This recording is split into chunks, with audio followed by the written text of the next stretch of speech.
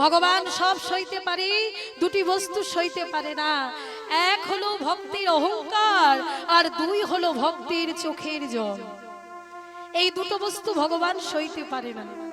হ্যাঁ, ভগবান বললেন কোন ভক্ত যদি অহংকার করে, সেই ভক্তির অহংকার আমি চূর্ণ বিচূর্ণ করে দিই। আর কোন ভক্ত যদি আমাকে চোখের জল দিয়ে আমাকে ডাকে, সেই ভক্তির কাছে আমি জন্ম জন্মান্তরের লাগি বিকায়ে যায়। তাই ভক্ত যখন কাঁদছে, ভগবান কি আর স্থির থাকতে পারে? কোন ভক্ত? ভক্ত প্রভাস কাঁদছে, সে যে অভিশপ্ত হয়ে বসে আছে। অভিশাপ দিয়েছিল কে? সুতপা মুনি। এই সুতপা মুনির পুত্র হচ্ছে চিত্রাঙ্গদ। যখন প্রভাসের কুলে,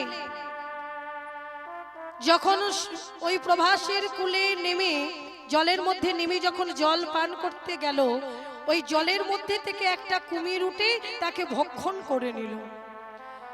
অন্যান্য মুনি বালকরা যখন সুতপা মুনির কাছে গিয়ে জানালেন, সুতপা মুনি ক্রোধান্বিত হয়ে অভিশাপ দিলে, ওরে প্রভাস, ওরে দুরাচারী, এত বড় তোর স্পর্ধা যে আজকে তোর বক্ষ থেকে ওই কুম্ভীরটি উঠে আমার পুত্রকে ভক্ষণ করে নিল। তাই তোকে আমি অভিশাপ দিলাম, আজ থেকে তুই পতিত হয়ে রইবি। যখন অভিশাপ দিয়ে দিল মা, প্রভাস নিজ মূর্তি ধারণ করে করজোল করে দাঁড়ালেন। মুনিবর, জন্ম আর মৃত্যু এ তো আমার হাতে নেই। কে কবে জন্মাবে, কে কবে মৃত্যু বরণ করবে, কেউ জানে না, কেউ বলতে পারবো? বলে ট্রেন যখন আসে তখন সিগন্যাল দিয়ে আসে, মৃত্যু ট্রেন যখন আসে তখন কোনো সিগন্যাল দিয়ে আসে না। আসে কখন ইহ জগৎ থেকে বিদায় নিয়ে আমরা চলে যাব, এই জগৎ ছেড়ে আমরা চলে যাব। এই যে আমরা কীর্তন গাইতে এসেছি, আজকে আমরা যে ঘরে ফিরতে পারবো, এই গ্যারান্টি কিন্তু আমরা কেউ দিতে পারবো না যে কখন মৃত্যু আসবে আর গ্রাস করবে আর নিয়ে চলে যাবে। কি মায়েরা, চলুন একটু মহাভারতে যাই। দৃষ্টান্ত না দিলে তো সিদ্ধান্তে আসা যায় না।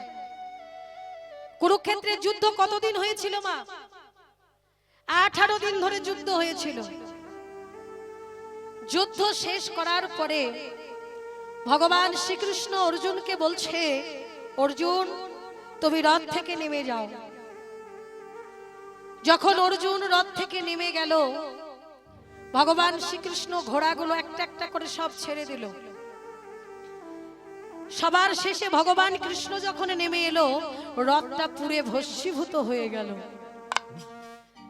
অর্জুন অবাক হয়ে গেল, ছুটে গিয়ে জিজ্ঞাসা করছে ভগবান শ্রীকৃষ্ণকে, কেশব, কেশব, আমার মনে একটা প্রশ্ন জাগরিত হলো। কি প্রশ্ন? অর্জুন, কেশব, যতক্ষণ তুমি এই রথের মধ্যে ছিলে ততক্ষণ রথটা সুরক্ষিত ছিল, আর যখন তুমি রথের মধ্যে থেকে নেমে গেলে, রথের উপর থেকে যখন তুমি নেমে গেলে, রথটা পুড়ে ভস্মীভূত হয়ে গেল কেন? প্রশ্ন মায়েরা একটু ভালো করে মন দিন। যতক্ষণ ভগবান রথের মধ্যে ছিল রথ সুরক্ষিত ছিল।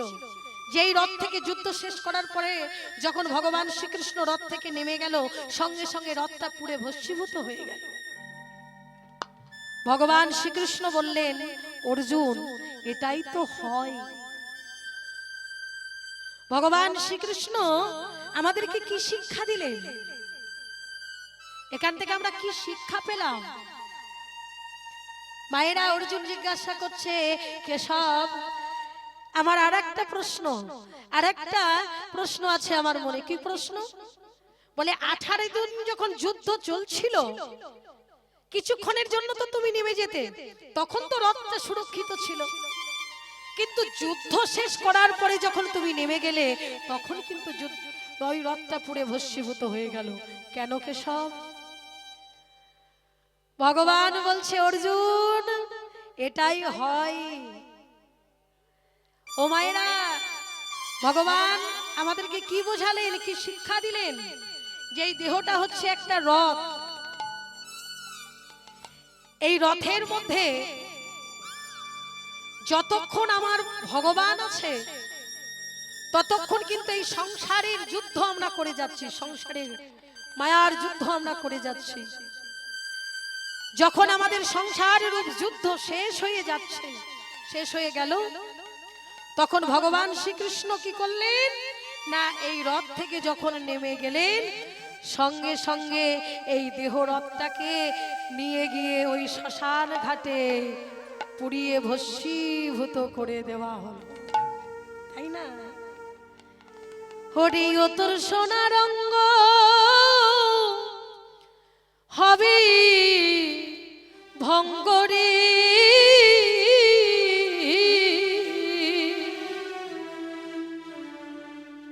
ও তুই যেদিন পড়ে হবি ছাই, নীল আকাশে যাবি উড়ে,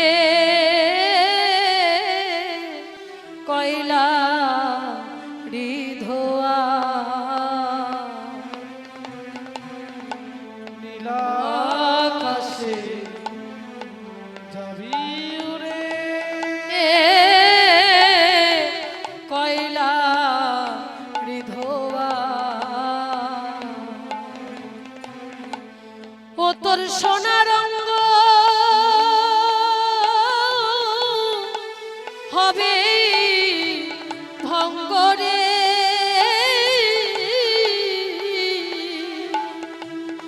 ও তুই যেদিন পুরে হবি ছাই, নীল আকাশে যাবি উড়ে, কয়লা বিধোয়া,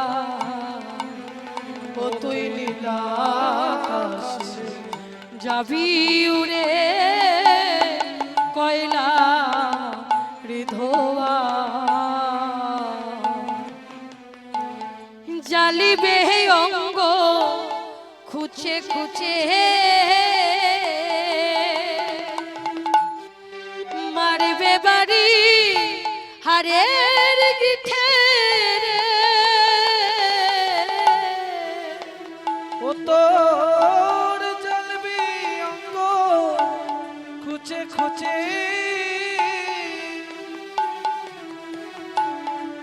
মারবে বাড়ি হাড়ের পিঠে রে, ও তোর পিঠের চামড়া যাবি খসে রে, ও তোর পিঠির চামড়া যাবি খসে রে, হাতে বোলাবে কে তোর গায়, নীল আকাশে যাবি উড়ে, কয়লা বিধোয়া, ও তুই নীল আকাশে যাবি উড়ে, কয়লা বিধোয়ায়, ও তুই নীল আকাশে যাবি উড়ে, কয়লা বিধোয়ায়। মায়েরা, এই দেহটা সোনার দেহটা, যে দেহটার এত আমরা যত্ন করি, সেই দেহটা শ্মশান ঘাটে নিয়ে গিয়ে পুড়িয়ে ভস্মীভূত করে দেওয়া হবে। হ্যাঁ, তাই এই দেহটা কোনো মূল্য নাই, কখন কিভাবে কোথায় যে চলে যাবে আমরা কেউ জানি না। যতক্ষণ কৃষ্ণ নামের মধ্যে থাকবো ততক্ষণই আমাদের আনন্দ, পরমানন্দ। কারণ একমাত্র এই কৃষ্ণ নামের গুণে জীবের মোক্ষ লাভ হয়।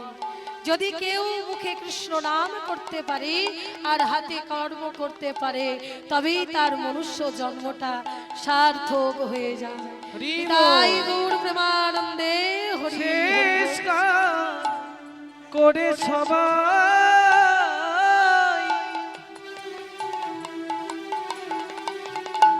ওরে স্নান করি ফিরবে ঘরে রে।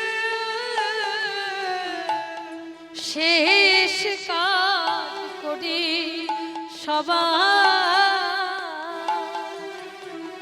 সবাই ঘরে আসার জন্য, হ্যাঁ, ছটফট ছটফট করবে, সবার আশা হবে, কিন্তু আমার আর সেদিন আশা হবে না। শেষ কাজ করে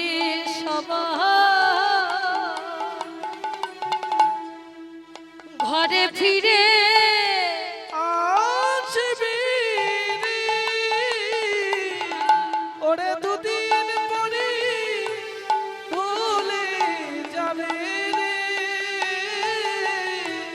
ওরে দুদিন পরে সবাই ভুলে যাবে রে। ওরে দুদিন পরে ভুলে যাবে রে। পাগল বাসুদেব ভেবে কয় আকাশে যাবি উড়ে কয়লারি ধোয়া। ও তুই নীলাকাশে যাবি রে কয়লারি ধোয়ায়। ও তুই নীলাকাশে যাবি রে কয়লারি ধোয়ায়। ও মনরে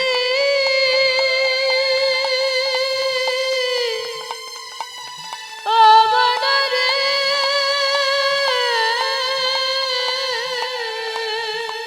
ও তুই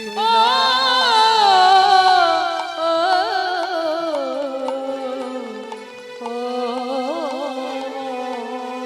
কয়লারি ধোয়ায়। খোলের সাউন্ডটা তুলে দাও তো ভাই, শ্রী খোলের, হ্যাঁ হ্যাঁ। রাধে রাধে, হরি বল। তাই শেষের দিনে একমাত্র পথের সম্বল কৃষ্ণ নাম, হরি নাম। তাই অহংকার করো না, যতদিন দেহের মধ্যে প্রাণ আছে ততদিন কৃষ্ণ বলে কাঁদো, গৌর বলে কাঁদো, তবেই তোমাদের যাওয়ার রাস্তাটা পরিষ্কার হয়ে যাবে। রাধে রাধে। তাই আজকে ভক্ত প্রভাস সদাবা মুনিকে বললেন, ঋষিবা, জন্ম মৃত্যু এগুলো তো আমার হাতে নেই, সে যে বিধাতার হাতে রয়েছে। কে কোথায় কিভাবে মৃত্যু বরণ করবে আমরা তো কেউ জানি না। তখন সদাবা মুনি বললেন, প্রভাস, আমি আমার নিজের ভুল বুঝতে পেরেছি। আমি যেমন তোমায় অভিশাপ দিয়েছি, তোমায় আশীর্বাদও আমি করব। বলো তুমি কি চাও? তখন প্রভাস বলছেন, মুনিবর, যদি আশীর্বাদ করতেই হয়, আপনি যে আমায় অভিশাপ দিলেন যে আমি পতিত হয়ে রইবই ধরা পড়ে, এইবার আশীর্বাদটুকু করে দিন, যেন আমার স্বয়ং ভগবান যেন আমার কুলে এসে আমাকে উদ্ধার করতে আসে। নিতাই গৌর প্রেমানন্দে। স্বয়ং ভগবান যেন আমায় উদ্ধার করতে আসে, আর অন্য কেউ যেন না আসে। তখন সদাবা মুনি বললেন, বেশ, তাই হবে প্রভাস। আগত দাপর যুগে ভগবান কৃষ্ণচন্দ্র তোমারই প্রভাসের তোমারই কুলে যজ্ঞ করবে, আর সেই দিন তোমার এই অভিশাপ জীবন থেকে তুমি মুক্ত হয়ে যাবে। তাই গৌর হরি। তাই প্রভাস কাঁদছে। তাই এদিকে দেবর্ষি নারদ ভক্ত বদন দর্শন করবেন বলে চলেছে। হরি বল। আর বিধির নন্দন আজু ভাবে মনে মনে, বিধির নন্দন আজু ওগো ভাবে মনে মনে। বিধির নন্দন আজু ভাবে মনে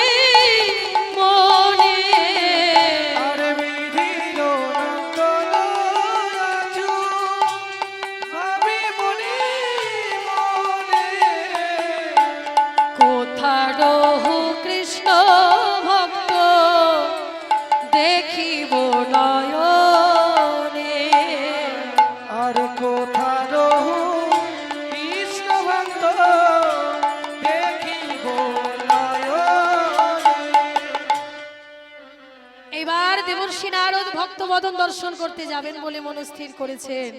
ও মায়েরা, দেবর্ষি নারদের বাহন কি না জানেন তো? কি বলুন তো বাবা? ঢেকি। বাহ, দেবর্ষি নারদের বাহন হচ্ছে ঢেকি। ওই ঢেকি করে যাচ্ছে এবার ভক্তবদন দর্শন করতে। এবার এত চিনতে দেব ঋষি ঢেকির বাহনে, তো চিনতে দেব ঋষি ঢেকির বাহনে, এত চিনতে দেব ঋষি ঢেকির বাহনে। তো চিনতে দেব ঋষি ঢেকির বাহনে। এবার দেখিতে দেখিতে চলে আনন্দিত মনে, দেখিতে দেখিতে চলে আনন্দিত মনে, দেখিতে দেখিতে চলে আনন্দিত মনে। দেখিতে দেখিতে চলে আনন্দিত মনে। এবার তর্কদর্শী দেব ঋষি চারি পানে চায়, আর তত্ত্বদর্শী দেব ঋষি চারি পানে যায়। আর কোথা হতে তাপসী লাগে মোর গান। জ্যোতি কামছে লাগে মোর গায়। আমার জ্বালায় অঙ্গ জ্বলে গেল,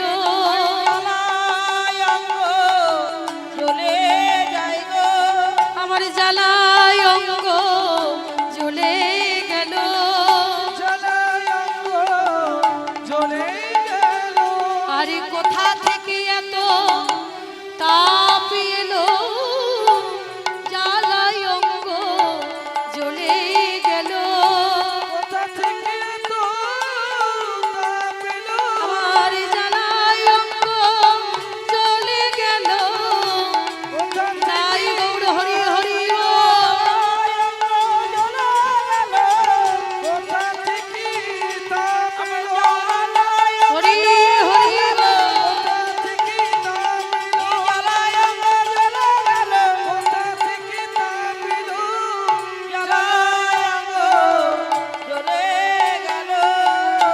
কোথা হতে তাপ আসি লাগে মোর গান। আর কোথা হতে তাপ আসি লাগে মোর গান। দেবর্ষি নারদ দেখতে যে কোথা থেকে এত তাপ আসছে, কিসের তাপ? আমরা জানি যে আগুনের তাপ হয়, কিন্তু এটা আগুনের তাপ নয়, এটা হচ্ছে কৃষ্ণ বিরহ অনলের তাপ। কৃষ্ণ বিরহ অনলের তাপ এসে লাগছে দেবর্ষি নারদের অঙ্গে। দেবর্ষি নারদ মনে মনে চিন্তা করছে এত তাপ কিসের বৃন্দাবনে। কিছুটা দূরে গিয়ে দেখছি, ও এই যে কৃষ্ণ বিরহ অনলের তাপ। রাধা রানী ধুলার উপরে গড়াগড়ি দিয়ে কাঁদছে, হা কৃষ্ণ প্রাণ কৃষ্ণ বলে। কিছুটা দূরে গিয়ে দেখছি সখাগণ কাঁদছে, আরো কিছুটা দূরে গিয়ে দেখছে যশোবতী মা আমার গোপাল গোপাল বলে কাঁদছে। গোপাল ফিরে আয়, ফিরে এসে একটি বার আমাকে মা মা মা মা বলে না। মা যশোদা ক্ষীর সার নবনীর থালি নিয়ে গোপালের আসার পথে নয়ন দিয়ে বসে আছে। গোপাল ফিরে আয় বাবা, একটি বার ফিরে আয়, ফিরে এসে আমায় মা বলি না, ডেকে আমার তাপিত পরাণ শীতল করে দে। দেবর্ষি নারদ মনে মনে ভাবছেন, আহা আমি ভেবেছিলাম যে আমি আমার গোবিন্দকে একাই ভালোবাসি, কিন্তু বৃন্দাবনে এসে আমার সব অহংকার চূর্ণ হয়ে গেল। না না না, এই বিরহ সহ্য করা যায় না। আমি যাব সেই দ্বারকায়, আমি দেখতে চাই যে গোবিন্দ কেমন করে সেই দ্বারকায় সুখে আছে। আজকে মা যশোদা, নন্দ ঘোষ, নন্দ উপানন্দ, সখাগণ, শ্রীরাম সুদাম দাম বসুরাম, রাধারানী গোপীগণ সবাই কাঁদছে বৃন্দাবনে কৃষ্ণ হারা হয়ে। আর তুমি রাজ সিংহাসনে বসে আছো, তুমি কেমন করে সুখে আছো আমি দেখতে চাই। দেবর্ষি নারদ কি করলেন, বীণাকে বলছে, বীণা, এই বীণা, একটিবার বাজো তো দেখি। না, আজ আর কৃষ্ণ বলে বাজবে না, আজ বাজবে তুমি রাধা বলে। আজকে বীণা বেজে উঠল রাধে রাধে বলে। আরে বলো বলো যন্ত্র, রাধা নামে মন্ত্র,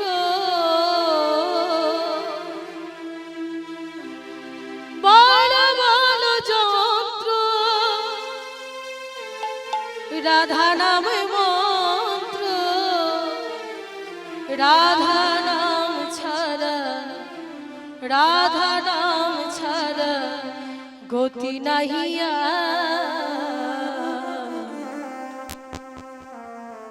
এবারে রাধা রাধা রাধা বলো বলো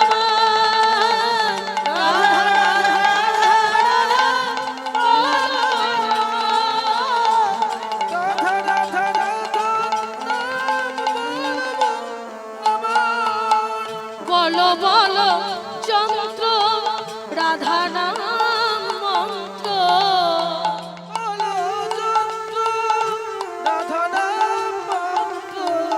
বলে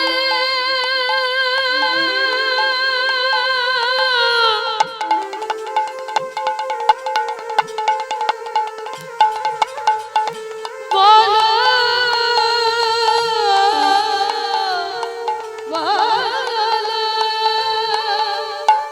বলো বলো যন্ত্র, রাধা নাম মন্ত্র,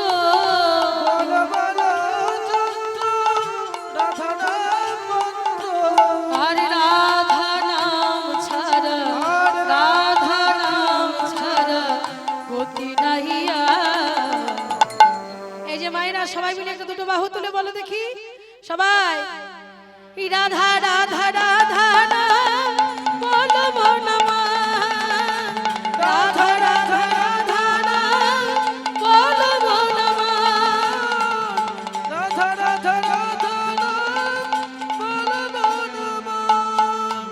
আরে বলো বলো বিনে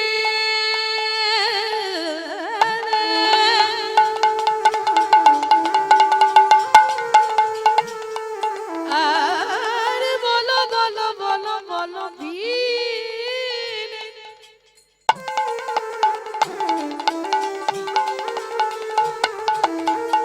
বলো বলো বিনে, রাধা নাম বিনে,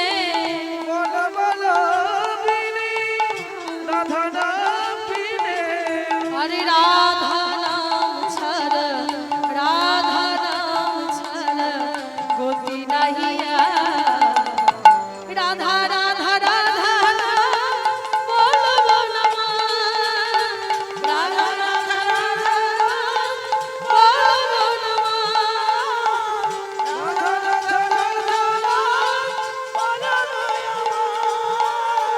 রাধা রাধা রাধা নাম বলো বনমা,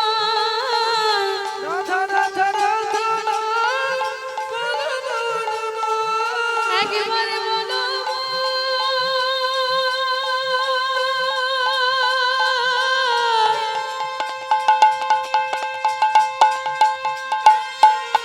রাধা রাধা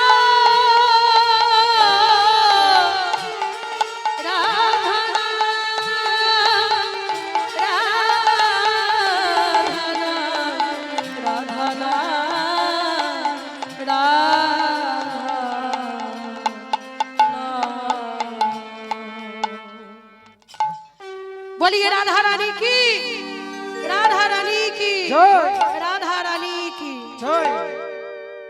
मायरा যদি 1000 বার কেউ কৃষ্ণ নাম করে, 1000 বার, 1000 বার কৃষ্ণ নাম করলে যে ফল হবে, যদি একবার রাধা নাম কেউ বদনে বলে তার থেকে 4 গুণ ফল লাভ হবে। তার কারণ এই যে রাধারানীর মতো কৃপাময়ী এ জগতে আর কেউ নেই। বুঝেছেন মায়েরা? রাধারানী হচ্ছে পরম ভক্ত। রাধারানীর মতো ভক্ত ত্রিজগতে আর কেউ নেই।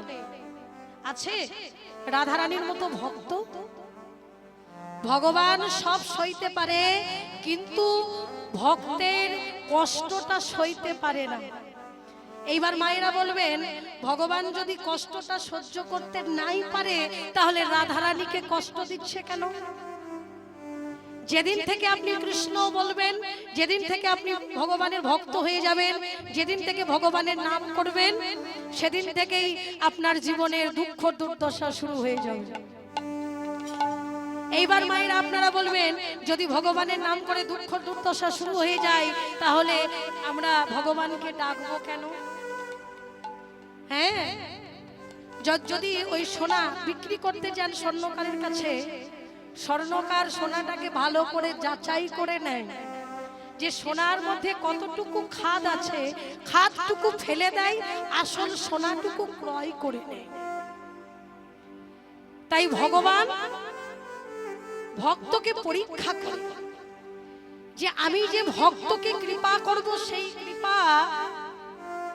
সেই কৃপার পাবার মতো ভক্ত যোগ্য হয়েছে কিনা ভগবান একেবারে যাচাই করে নেয়, কোষ্টি পাথরে একেবারে যাচাই করে নেয়।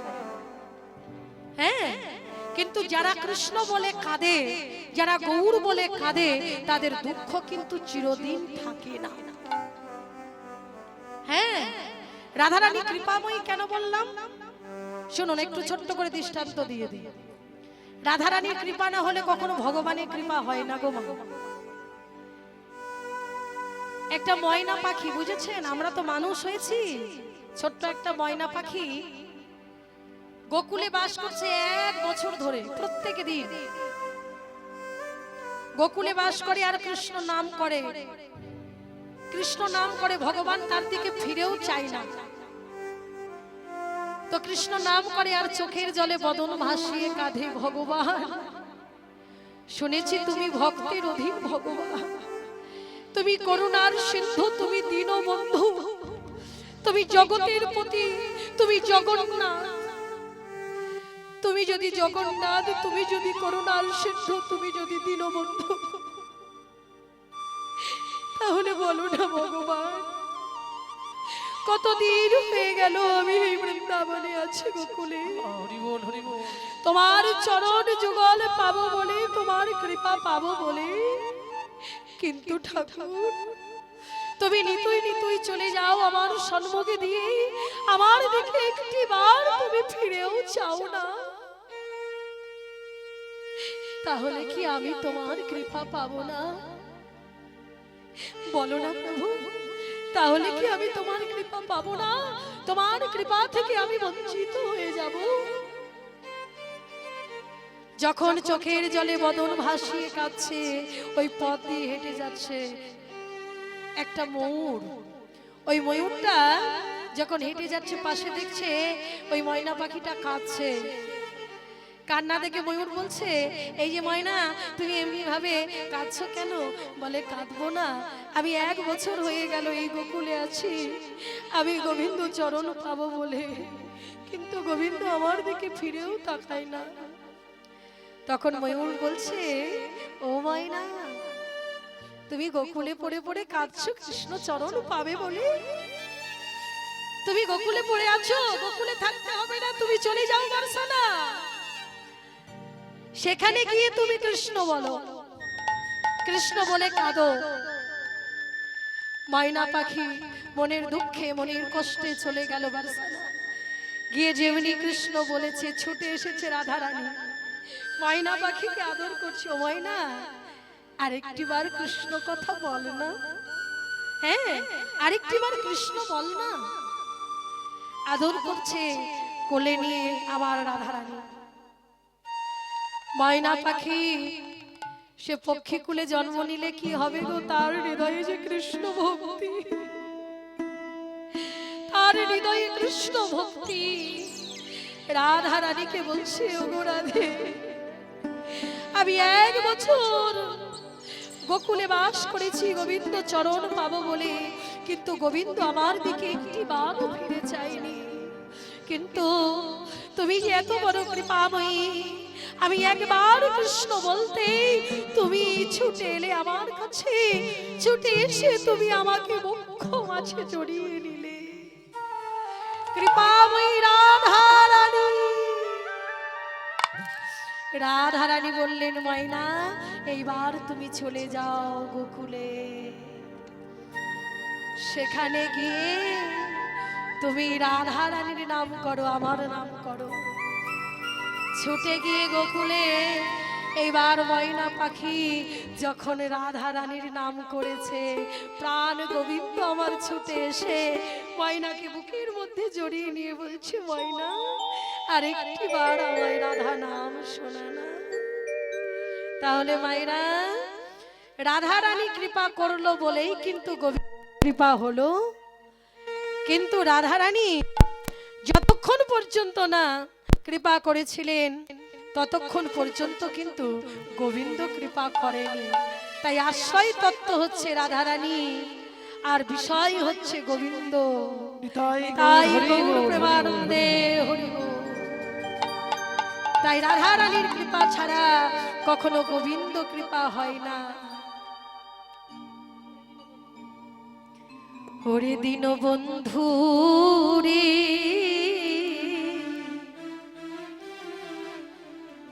তুমি বিনা বান্ধো কেহ না। গোবিন্দ ছাড়া জগতে কেউ আছে মা? কেউ আছে আপন না। ওরে দিন বন্ধু রে,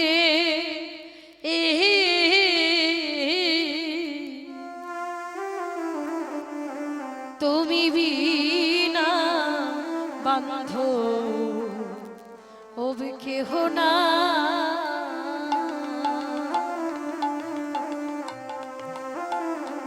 ওরে আমার অপরাধী,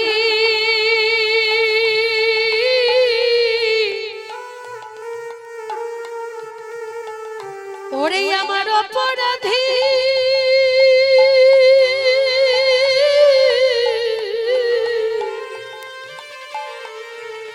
ওরে আমার অপরাধী, দেহ লইয়া বলো আমি কোথায় যাই, বান্ধো কেহ না।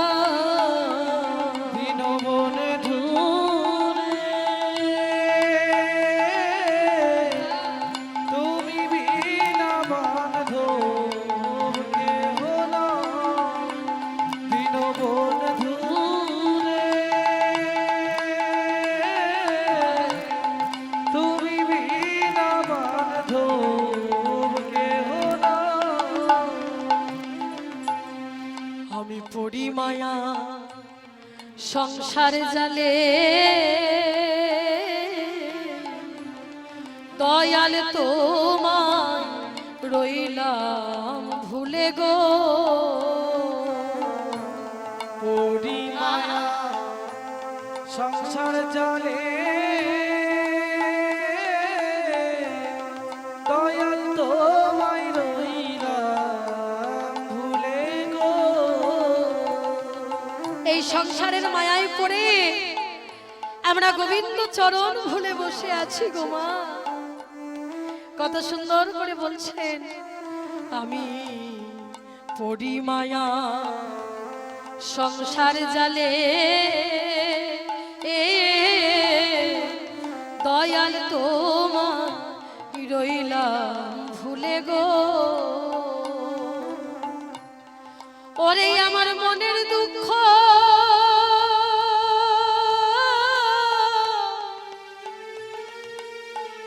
ওরে আমার মনের দুঃখ,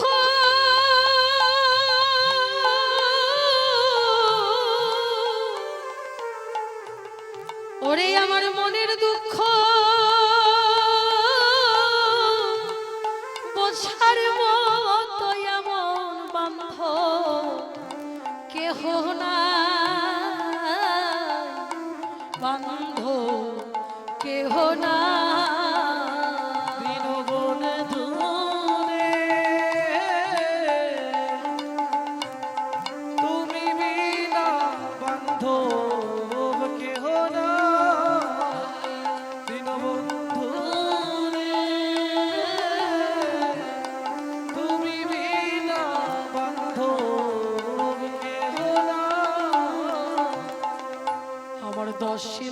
ছয় রিপুজনা ওরে তারাই দিল কুমন্ত্রণা গো আমার দশেন্দ্রিয় ছয় রিপুজনা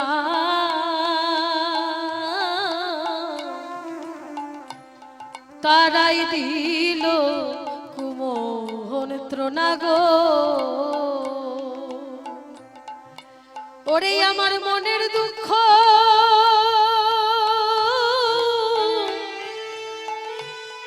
ওরে আমার মনের দুঃখ